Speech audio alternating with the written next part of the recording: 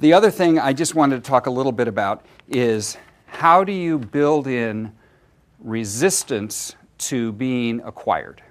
So I thought a lot about this, and there are many entrepreneurs who said, oh, my company's going to go all the way, we're never going to have to sell, we're in great shape, we're not going to sell. And that was me prior to ONI. Once I saw how this worked, I deliberately structured PacBio in a couple of ways to make sure that the chances we'd have to sell were minimal. So the best way to think about how you do that is to think about what actually happens when the company is going to get sold. So the first thing that has to happen is the management team has to decide that they want to sell. If the management team wants to sell, in general, the company will be sold. It's very difficult for the board to force the company to keep going if the management team wants to bail. But if you have a situation where the management team says, we can do it, we're 100% confident that we want to move forward, and the board says you want to sell, then you've got a problem. So the most important thing to consider if you're going to build in immunity to being acquired is to think about that board, because that's where all the power for a private company resides as to whether or not you're going to sell or not. And now let's think about what happens when a board does this. So the first thing that will happen, I'll get a letter from, I'll pick Affymetrix. So I'll get a letter from Affymetrix, and they'll say, Dear Hugh, congratulations, we've done an extensive evaluation of your technology and your company, and we want to buy you. And we're willing to give you so much per share, valuing the company at $1 billion. And so we'll look at that, and if we want to keep going and we don't want to do this, I have an obligation to take this letter and present it to the board. Now, it has one other thing, usually. At the bottom it says, P.S. If you don't take this offer, we're going to buy your next nearest competitor and we will crush you. And they do that because they know that I have to take this letter and bring it to my board. And so they want to create as much anxiety in the board's mind as they possibly can to encourage them to sell. So now you're a board member and you got this letter. What do you do? Here's the first thing the board member is going to do. He's going to say, do I think this management team can go all the way? Because the single biggest risk in all of this right now is really, do we have the CEO and the staff that can get the company all the way to being public and continue to grow? Because if you don't, changing out a CEO is a very tricky thing.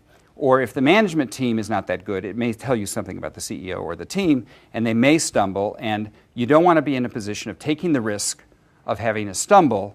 You'll probably say sell. So the first thing you can do as a CEO to make sure your board doesn't decide to do this is to actually build the very best management team you can, and one that has the credentials and the ability to go all the way. So you may have your buddy who is your founder, co-founder, and he wants to be VP of R&D. But if you make him VP of R&D, when that letter comes in, you've dramatically increased the chance that the board is going to say, you know, this CEO is not going for the big guns that can really grow this thing. He's going for his friends. We may want to bail. So the first thing is build a great team. The second thing the board's going to do, the board member is going to do, as he's looking at this letter, is he's going to get very, very selfish. He's going to start thinking about himself. If he's a young, new venture capitalists don't want grand slam hits. What they want is a series of singles that are always there reliably. They want to build a reputation for being a thoughtful, fairly conservative, smart venture capitalist. They don't want to miss 5 times taking big risks and then hit it out of the park. So you want a very senior venture capitalist because the young guys are going to say, let's sell. So go after very senior guys.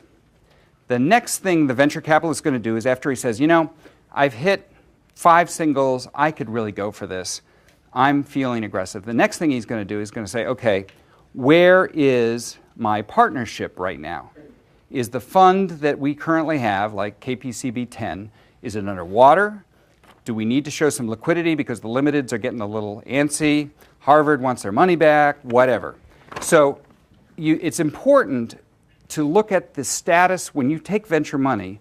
Not only look who the board member is going to be and get the most senior guy you can, look at the status of how the funds are that you're going to be in.